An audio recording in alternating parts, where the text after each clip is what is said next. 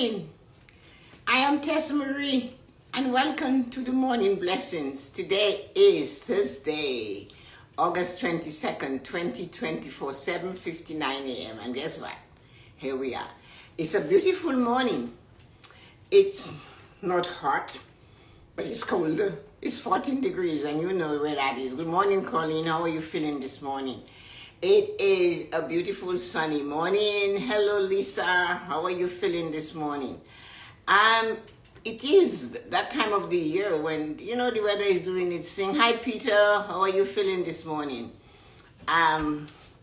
We sometimes have those days when things are just going. Thanks, Lisa. Thanks, Peter. Oh, it's 8 o'clock. So let's start the show. So I remember the things I promised. I still forgot one. Oh, man. I'm going to get it. I don't care. This time I'm not getting on without it. I am getting it somewhere. It is somewhere there, somewhere. Where are you? And of course it's not where I think it is. It's not anywhere here. So anyway, the main thing I wanted to show, I still forgot it. You can hear me screaming. I forgot it. I have no idea what I did with it. So what I'm going to do, I'm going to see if I can find it. But maybe I won't. So I'll just leave it alone because I saw it the other day, had it in my hand, looked at it, went through it, and then I'm thinking, what will I do with it? And I have no idea what I did with it. Anyway, what I wanted to show you guys was the note I wrote to Brian all those years ago. So anyway, so the reason why I want to do this like this. Good morning, Loretta. How are you feeling today?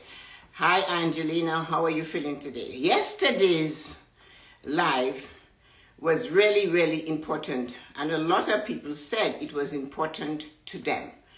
They really enjoyed listening to it. And many people had no idea how, you know, because we lost that. We lost the touch of writing. Good morning, Arita. Oh, Angelina, good morning. Oh, thank you, Angelina, for putting this up. Stacey must be with her husband. He had some health issues yesterday, and she had to take him to the hospital late yesterday. But anyway, so I haven't heard from her this morning, so most likely things are still going the same way. And that will work out. It always does.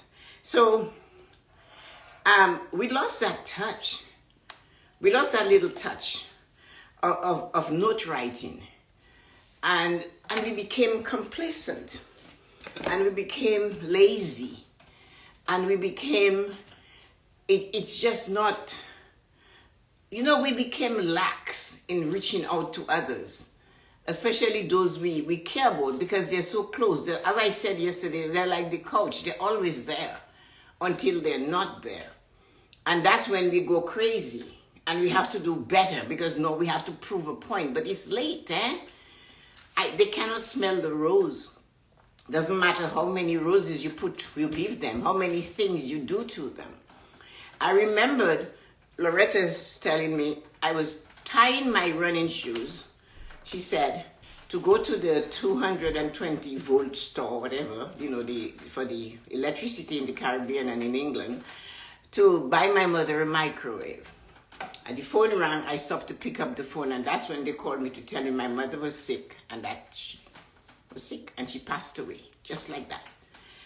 And she always remembered that. But her action that day was to give her mother something that would make her mother's life easier. When my mom went to the hospital on the Friday, Milton took her. She wasn't well, she was just not feeling herself. My sister Dawn immediately left and went home. And she said, are you coming? I said, no, I'm not going. And she said, why? I said, I just don't want to go. I didn't go. And as I told you guys, I had a really tight relationship with my parents. It was so tight that as an adult, he said, are you going to go to the dance? And I said, no. And my siblings all look at me. And I realized he just wanted me to stay with him and my mom. They were the only two going to be left in the house. Everybody's going to the red and white ball that was going on at that time. Hi, Rita. So I didn't go. And then she called me. And she said, Mom, you know Mom like pale blue, right? The color of the Virgin Mary. I said, of course. She said, can you get her outfit? So I had my use again. So I went and I with my husband and we went to the stores and get her the right type of dresses I liked. And I had freshwater pearls. I gave it to her. Whatever I had. And then I went home. So because I had no unfinished business. I didn't have to rush there. Not that I don't know whether Dawn did, but I know I do not rush. I always plan. And even if that is why sometimes my friends get angry at me. Something is a disaster that just happened in the moment, and the first thing that comes out of my face is a smile or a laugh.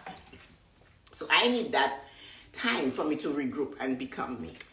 But what I know for sure is that note writing. It doesn't have to be every day, but there is somebody in our life we have to reach out. So that really was yesterday's thing, and I gave you guys all the tips of what you should do and how you should go about it. And as I said, it should never be somebody that you hate or hurt you or you hurt and you want to say, I forgive you. It's not that. It's the person that is just there. It's the person that's just over your shoulder. You know, if you turn, they're going to look at you. That person. It's the person you see every day. You actually go to visit them. But what about, can you imagine you see me maybe once a month or whatever, we go to dinner, but one day I go to my mailbox and I get a note from you. Think of that person. It has to bring a smile to their face. And that's all we can give to another human being. So I wanted to show you some of what I use, right? So my children know how much I like writing. So of course, they got me Mont Blanc. This is from Vanessa. They're heavy. I love heavy pens. This one is from Michael. It has a diamond in the top. So I changed the ink to blue ink. So that's what I used to write. And then, of course, I have all these little cards. And some of them are very pretty that I send notes in. And then there is this one. This is Kathleen. She made the box. You can see all of that is handmade. And she gave me the writing paper that's in the box. And I always write notes that I drop to others. They have no specific person that will get it, but this one said the word compelling is still brilliant, insightful, and warming. So this is some of the paper that she created for me. They're so beautiful, all different things, and she took her time and she made them. So, and the envelope had my name on it. So anyway, so if I wanted to, so if you, I'm opening this one. I don't know what's in there, but whenever I'm guided to do something, I do it. And this one said, friendship. Before borrowing money from a friend, decide which you need first. So I don't know who I would send it to, but somebody would get it. So before borrowing money from a friend, decide which you need first, the friendship or the money. Because one can cause you to lose another. So this is something that I do. I have no idea where all these things that I do come from. I just go with the flow of the energy that surrounds me. Good morning, Lorna. And this one has a warning, and this one is brilliant, and this one is compelling. And of course, this one was insightful, that one I just read. I'm not going to open them because I'll destroy them in opening all of them. Good morning, Kimberly. So Kathleen, look at this box. So it entices you to write. It wants you to do something. So this is the type of envelope she made, and I showed you, where's that one? I showed you the paper that I used. It's just a little card in blue that she also made. And I wrote on it, and I sent it insightful on the outside. And I would give it to somebody. It's insightful though, but then I said friendship. Before borrowing money from a friend, decide which you need first, the friend or the money. Because if you are borrowing, you might not be able to pay back. How are you going to manage that? Are you going to hurt the friend? Are you going to lose the friend? My mom gave me that warning. She said, if somebody asks you to lend them some money, you have to choose to give it to them. Just give it or don't give it. But if you expect it back, you might lose your friendship and you'll still lose the money. So decide which one you want to do. If you don't give them, you're going to lose the friendship. If you give them, you might lose the money, or give them and do not expect it back. So we have to remember those things. And that's one of the things I do. So writing doesn't always have to be a note. You can send a note to a friend and just say, brilliant. I was thinking of you today, and I thought how brilliant you are. I look at the things you do, the way you raise your children, the way Angelina plays the piano, the way Loretta puts so much of her into making a simple cake. The kind of grandmother Lisa is and Colleen, they're unique. And some of you, and then you look at Kimberly and she's butterflies. What is sweeter? How do you tell somebody what you do? Rita will come and she has knowledge that she will give a little bit, a spoonful at a time. She's not afraid to share because she believes that her cup will be filled from God. She really does believe that. And she knows when to step back and say, no, I'm not doing this. But she knows when to step forward. So each of you that are here today, I don't know much about Lorna yet, because I haven't spoken to her. I don't know her. But I'm sure there is something that is specific for you. Look at Yuko. She jumps in. All I said is, how do you do that? And today, we share so much. And that is all it is. So you can send a note to that person in your life that gave you that smile. You know, it feels amazing. It seems as if this year, I said our keyword is feeling. We feel. When you feel, you must find joy in feeling because it's there. So anyway, though, that's not your topic for today. But that's what I really wanted to show you, that yes, there is a lot that you put together when you have to do something like that. And it's important to send that little note. And what about you send it and the person calls and starts crying? And maybe they have never received a note. Like Colin, his sister is in the hospital having some amazing surgery. It was hard for her this week. It was difficult. It was challenging for her this week. And she has to let her sister know how she feels. So she has to send it. Doesn't matter. Send it. And maybe she'll realize how valuable each and every one of us is. Not that she doesn't, but she'll realize how valuable she is and how much you'll miss her. It's just a note. But respect yourself by buying the most expensive paper you can afford to write. Do not consider yourself okay to buy a $1 pen.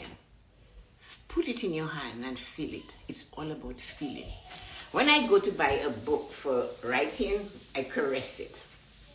I stand there and I feel the book. I turn the pages because I'm putting all of me from my heart to my hand in that book. Therefore, it must be the best that I can afford to buy.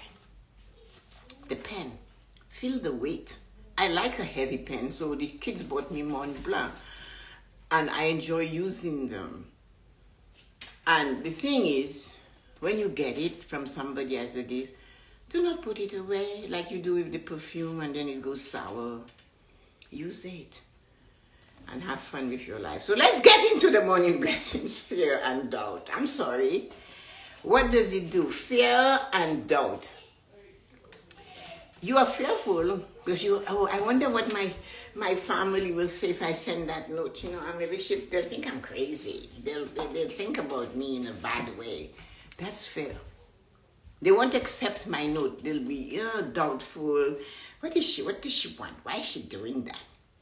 You are on the journey to create your dream life. Then you know that the how of the law of attraction is working in your life. So you're on this journey to create this dream life, that life you want. And you stop on your journey because it's a journey, right? And you decided, I am going to send a note to my friend today to tell her how important she is to me and the little things she did that really enhanced my life. Although we're talking about doubt and fear. So when you send that note, guess what? You're attracting that energy back to yourself. Because remember, what we give out, that's what we get back. What we send into the ethers come right back to us. So your friend now gets that note and they're happy. But you're thinking, then the doubt come in. Why do that? You know she might, hi Kathleen, good morning. I was showing off all your crafty paper. How are you feeling today? And your friend, you're wondering, the minute you start, right, this doubt and fear business can kill the best things in your life. So there you are. You have decided to send this note, this little parcel, this little thing to your friend, and you say, I wonder.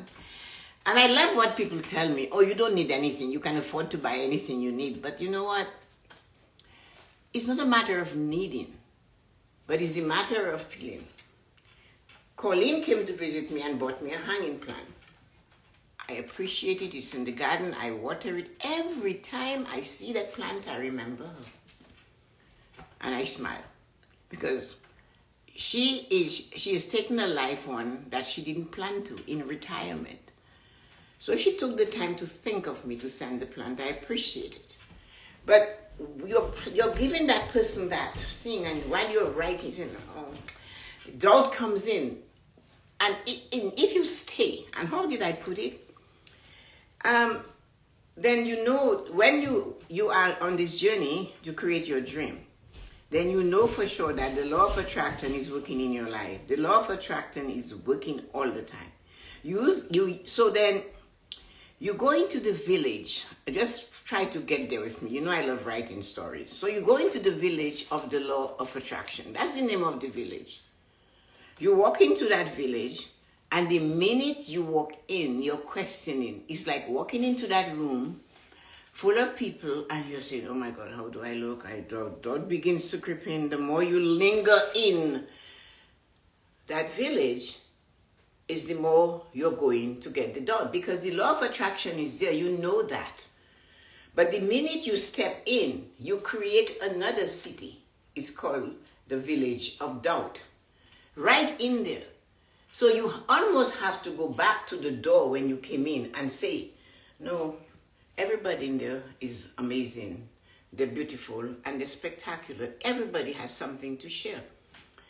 And you have to constantly go back in your head to the law of attraction. What are you attracting? Because if you keep seeing doubt in all of your actions, especially doing something from somebody else and deciding it's not going to work, they're not going to like it, I don't know what to do, that is doubt. And if you stay in the village of doubt, there's nothing that's going to come true for you. Because the more you stand there doubting, is the more that village is only full of doubters.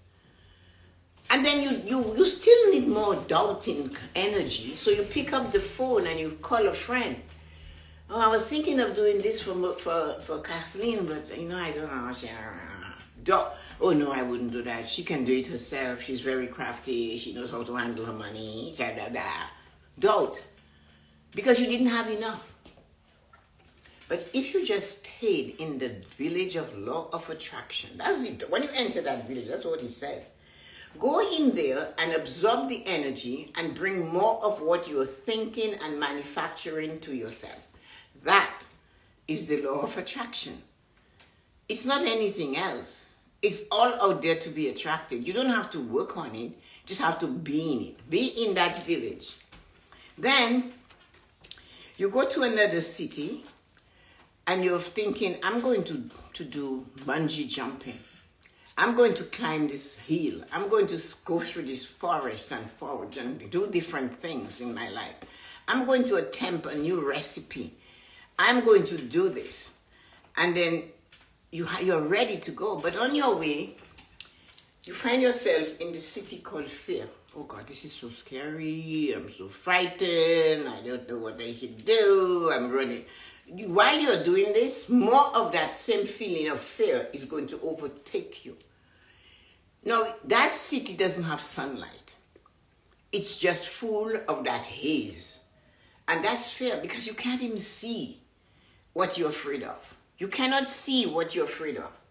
Hi, Yuko. Good morning. How are you feeling today? You cannot feel. You cannot see. Hi, Valerie. Good morning. How are you feeling this morning? So here you are. You want to do this. You desire to do it. You have it ready to go. And you enter the village of fear. It's dark in that village. It's cloudy. Everything is happening there. And you're in there and you say, I cannot jump that high. I cannot swim. You start doing this. Good morning, Julie. And you start behaving like this. You're in the village of fear. Because what you plan to do, now that you have entered the village of fear, it is, hi, Georgie, welcome back. How are you feeling today? It is difficult. And that is what you have to understand, that when you stay in the village of fear, most of the times, all you have to do is to push through the darkness, push through the cloudy day, push through, be the sun. The sun is relentless. Of all the days we do not have the sunshine, is still knowing that the sun is pushing through. And the minute that cloud takes a nap, guess what? The sun comes peeping through. And you will hear, oh, it started so cloudy this morning, but now the sun is awake. The sun is shining because the sun never stopped. It decided, I know the cloud is there. I'm going to push and push and push. And that is what happens when you are fearful of doing something or you doubting your ability to succeed. You have to claim it because what you give out is what you're going to get. This is why I say write a note of hope to a friend. Somebody you know that has a challenge. It could be a family member or further away. Write a hope and say, you're going to be okay. You know, you can do as I do. I was showing you guys in my pile of paper, writing paper, that note I wrote. And on it, it said integrity. When I opened it for you, because I just hand them to people at different times, it said, like, be careful when you, whatever, lend money or whatever. You guys know what it said. I can't remember now because I never remember one thing from the other. It just comes out. And I said in that little note, when you see my note insightful, friendship. Before borrowing money from a friend, decide which you need first. You need the friendship or you need the money. Decide which one you need and then go from there. But doubt might come in and tell you, oh, she's not going to give it to you. Oh, if I give her the money, I'll lose her. Yes, you will. You could. So you have to make a decision. And that is where doubt can cloud you and fear can frighten you. And that's why you have to look at it and try to see through that cloudy sky. But if you want to attract in your life, do something for somebody. Give them some hope. Because that's a common word. I don't really look at it for you to sit. I don't look at it when you sit to yourself. I'm hoping my check comes. I'm hoping. No, I'm not talking of it in that sense. I'm saying give them that thing that there's somebody that thinks of you. There's somebody that will miss you if you're dead. There's somebody that will be sorry they didn't write that note to you. There's somebody that is hurting because you're no longer there. But now they want you to know, yes, you're here. So this is what fear and doubt can do. It stops you from being the person you were created to be. The helpful person. The person that will take the time to call a friend and share a joyous thing. A person will listen without interruption. That's you. You go to another city, of course, and you realize there is a new, amazing city. That city where you are now is called the city of believing in yourself. You finally, on this journey called life, you visited a whole bunch of cities. You first entered into the law of attraction, seeking what you desire to have in your life. And then you turned it to this village of doubt. I wouldn't get it. I'm not good enough. It will never happen to me. And it's no fault of yours. And then you decided, I can take the leap, Tessa-Marie, I can swim, I can jump, I can do something new. And fear says, no, it's cloudy, it's strange, it's high. People die. And you leave it alone. But you're still going because there's something inside of you that says you must continue. And you keep going. Every time you take a step forward, you feel like all of those cities you just passed, the one of doubt and fear, is holding you back. But you keep going, you keep going. And finally you end up like the sun decides to shine after a cloudy morning at noon. You arrive at the city of believe. Believe you're good enough. Believe the note you're writing to your friend today will be something they need. Believe when you say, I can help you, they will take it. Believe when you just reach out. Believe you have 100 beans and your friend or your neighbor has none and you know they would love it and you give them 25 beans. Believe, yesterday there's a young couple across the street that moved in not a few years ago. And they have 2 little boys, and Kylie has decided she's going to be friends with William. And she's very aggressive, so she enjoys, doing the things that boys do. But she also likes pink and purple and diamonds and crystals in her hair. And she brushes her own hair. You should see this. And they went to play with William. And William had hurt himself at daycare and had a big bump on his little cheek.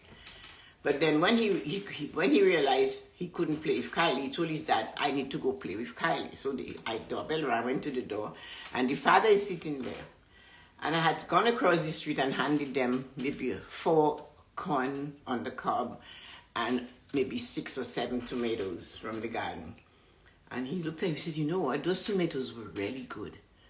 And the corn, they were so delicious. He said that. I accepted. And I said, thank you. You know what? The point I'm trying to make is that I could have helped myself from across the street. They're number 21, I'm 26, so they were almost diagonally from me. So I could have helped myself back and not give it to them. I know they're young and they don't have the garden, but I took a chance and I gave it. They had to, whatever they did with it is none of my concern. What was nice though was to come back and say, when he saw me, he told me thank you and they were enjoyable. And that is what it's all about. It's not that I expect them to give me anything back. My responsibility was to take my overflowing cup of tomatoes and my cousin Roy just thinks I should only eat corn. He brings me dozens of corn. So, fair evidence appearing real, I know, eh? So, thanks, Julie. And he brings it. So, I just give some away. I can only eat so many and freeze so many. And Jillian and Joe can only have so many. So, my job was to fill his cup. There's nothing as nice as nicely cut corn and tomatoes grown without any GMO happening to it. It's different. So, my job was to give it to them. And their job is to do whatever it is they decide to do with it. But fear could have said to me, oh, they just think you're an old crazy old lady and bothering them. Doubt could have said, they're white, you're black. No. All of that. I didn't care. I didn't stop for doubt to stop me from reaching out. I don't care. Once I turn my back, I really don't care. My job is to do what I desire to do and do not expect anybody to accept it. Your job, which is a new thing I'm pushing on the 9 of you that are still here, is to find a little time in yourself. Get some little paper from the dollar store. Get some shiny stickers, stick on it, and send a note to somebody and wait to see what happens, because you've never done it before. I know for sure, and I can give you a guarantee, fear and doubt will be lingering at the edge of that choice. They will tell you and criticize you. Why are you bothering to do that? People don't. The one I like the most, people don't write anymore. I remember asking when my kids were in school, all those years, the teacher, are you going to teach these guys how to write letters? Oh, no, they have the computer. I have a very brilliant cousin. And I said about the library, the school just above our plantation. She said, oh, they don't need books. They can get it out from the computer. And I found out they still need books.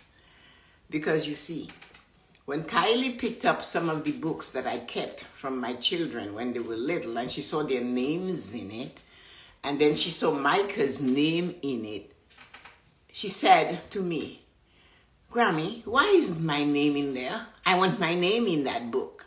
Hi, Ellen, how are you feeling this morning? Oh, yes, Rita got con last Saturday. So I said, well, you can write your name in there. You can write. So she wrote her name in there. And but I remember somebody else telling me, why don't you just dump all these books? I am so happy when I did not dump those books, because Micah reminded me, oh, Dad's name is in there, Auntie Jillian, Auntie Vanessa's name is in there. I'm putting my name. And these people, I have them in my life between the ages of 5 and 6, and boom, this one took her pen, her left-handed hand, and she put her name in there. And she now has her name. And she says, why do they call themselves B? It was Michael B, Jillian B, Micah B. I am Kylie B. And she decided to do that. That brought me a certain amount of joy to see that I had the foresight, and I didn't listen to that fearmonger that told me to get rid of my children's book that they had, the books that we bought, that nowadays if you go to buy them, they'll cost you 10 times that same amount of money. So we do not have that fear and doubt when you're stepping out to do something for somebody else. Stay away from it. It will come, because this is just how life goes. But the most important thing you can do is to push through. Do not stop.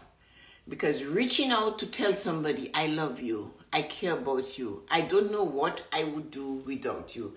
The times we spend together is enjoyable. And don't let doubt or the opinions of others keep you from doing that. So I kind of gave you 2 days of this. It's important to reach out with a pen and paper to somebody in your life. I still will find, Brian, the note I wrote from me to my husband, and I'll just show it to you guys tomorrow. But what I'm asking you to do is to look around you. That person that's there all the time, that husband you've had for 20 years or more or less, and you haven't really, because men will say, yeah. You're trying to tell them, you know what, I really am happy to have you here, or the wife. Yeah, you're happy because I cook for you. So do not wait for that. Send a note. Put it on their dresser. Put their name on it. And they will read it. Or stick it in their lunchbox. It's like I do with Brian. I did with Brian. I wrote those notes. I didn't give it to him or put it on his dresser. I stuck it in his briefcase. I stuck it somewhere. The same thing I do with my son and the girls. So I'm asking you to just use your heart and your pen and the paper and reach out. Because if you wait, the next village you will get into. So we have gone through the village of law of attraction. We clouded it with the village of doubt. We stepped into the village of fear. And then we stepped into the village of belief. We believe that we are good enough. Yes, we're acceptable. We can do this. But the other village is the village of regret. You don't want to go there. I wish I had told that to my mother. I wish I had told my father. I wish I had told my this, my that, my children, my grandchildren. If wishes, the old-fashioned thing was that if wishes were horses, beggars would ride. They're not horses. So do not dare wishing. Do something so you do not sit in this village of regret for a long, long time. They only have one door in that village. You get in and you cannot get out. Have a great day. Love you. Talk to you later. See you tomorrow. And I promise I'll get that note and see how silly it was I wrote to Brian. That's just one of many. But that one stuck out because the kids had it at his funeral. Talk to you later. Love you. Have a wonderful day. Let me see who's here. Hi, Kimberly, Rita, Yuko, Georgie, Lisa, Julie, Lana, and Loretta. And let me see what your comments were. Rita, the corn was so sweet. It is amazing call. Acts of kindness is what the world needs more of. False evidence appearing real. That's what they say fear means, which is true, right? Great and good morning. Georgie was there. All of you wonderful people. Have a great day. I don't have to give. I don't give. If I don't have to give, I don't give. If you have to give, if you have, is to give. So you can always find a little to give. That's what I know you're saying, because your name is abundant. I hope he gets well soon. Yeah, I hope so too. I have to get in touch with Stacy. Have a great day, you wonderful, amazing humans. Love you. Bye-bye.